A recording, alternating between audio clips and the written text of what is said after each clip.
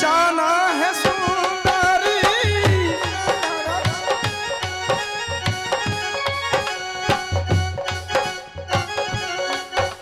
रसिया यही राजा सरानी है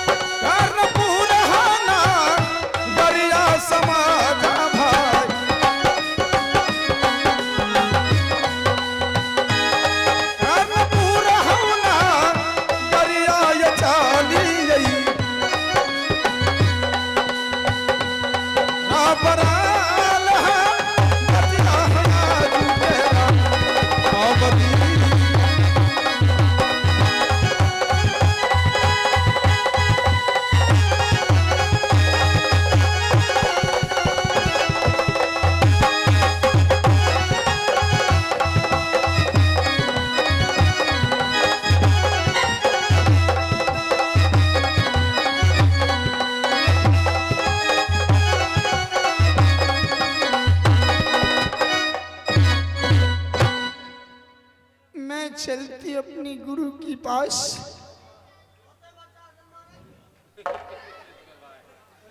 मैं गुरु की पास में क्या बताऊं पिता और मेरी माँ ए बाबा मुझे और बाबा के पास मैं रहती हूँ वही मेरी माँ है वही मेरे पिता है हाँ मैं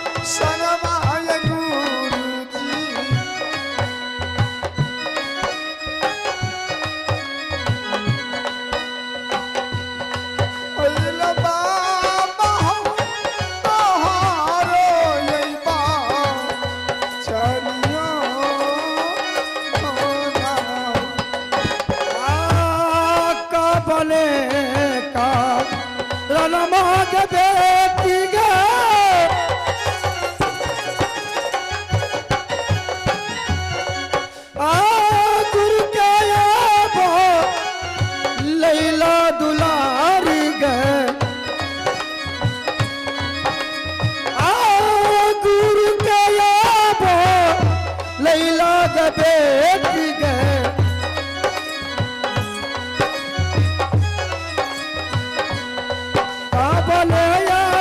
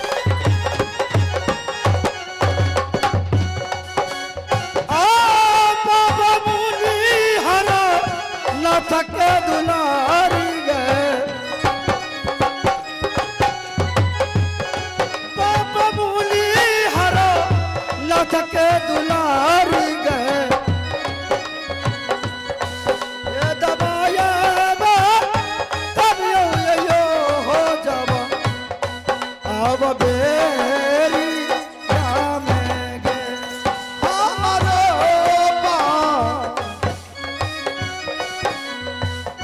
चनिया हो बाबा जी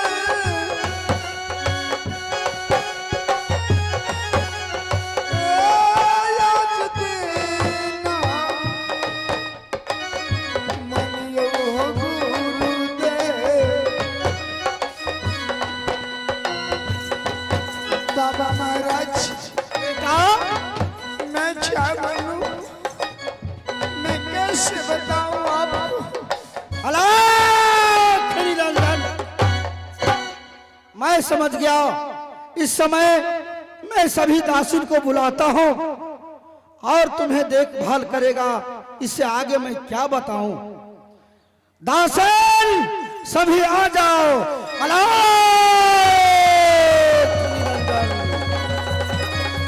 योदा समझ महीना सा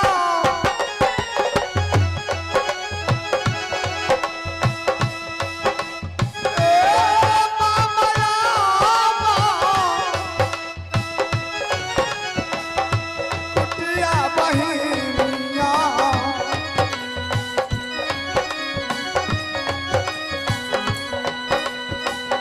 उठया रनिया बहिनिया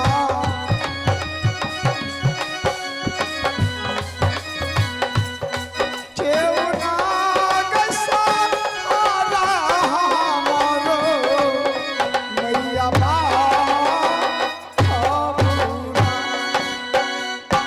अलग निरंजन बेटी ए लड़की सब हाँ बाबा। अरे क्या जाकर महल में सो जाती है और एक जो औरत आई है उसको देखभाल क्यों नहीं करती है शेख ताराम क्या हुआ बाबा? देखो बेटी इसी लड़की को हमको लगता है गर्भ है पेट में बच्चा है इसको जरा देखभाल करो तुम और इससे आगे मैं क्या कहूंगा मैं चलकर कुटिया पर आराम करता हूं तुम लोग इसको सेवा में लग जाओ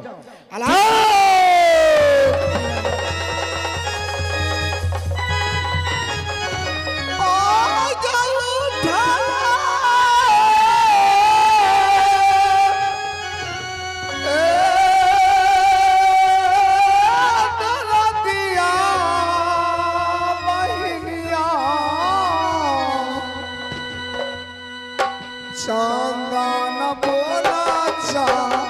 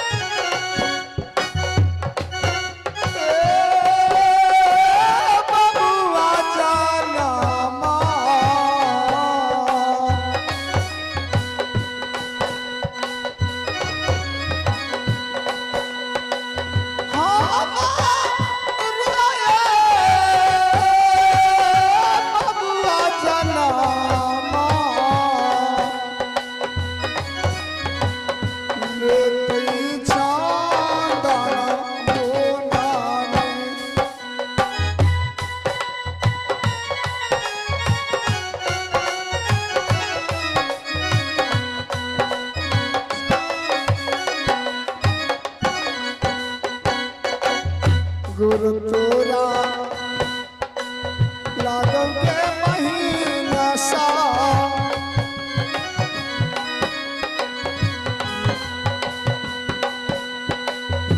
तोरा तोरा लगियो बाहिनिया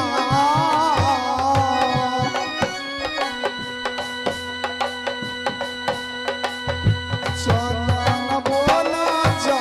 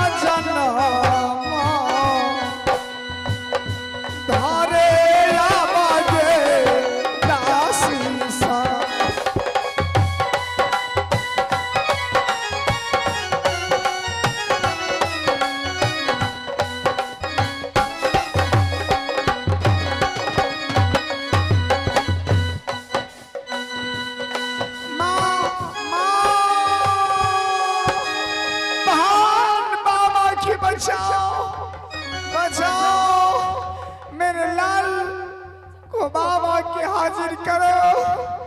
बाबा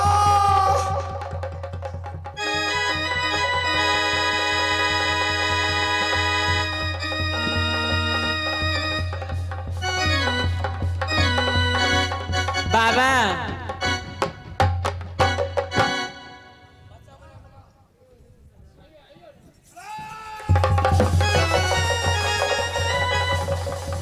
सीताराम सीताराम सीताराम।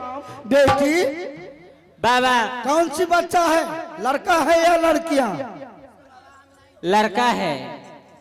ठीक है, जाओ इसे महल में ले जाकर अच्छे से इसको देखभाल करना। ठीक है, मगर मिठाई खिलाइए बाबा। मिठाई?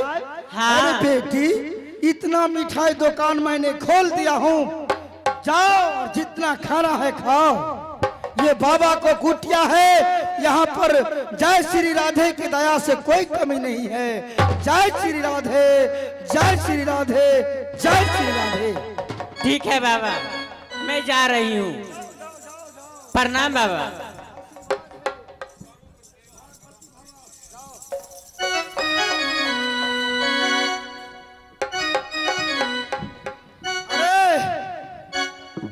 अरे रामदास।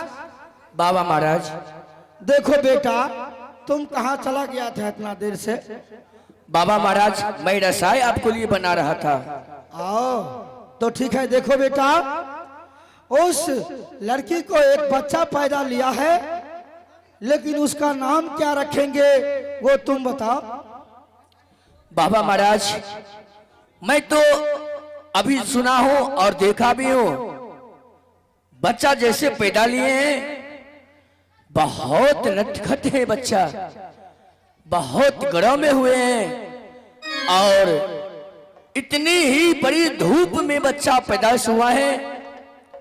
जो बच्चा धूप में मैं पैदा लिया है, मेरा विचार अगर आप माने तो उस बच्चा का नाम ध्रुव कुमार रहना चाहिए।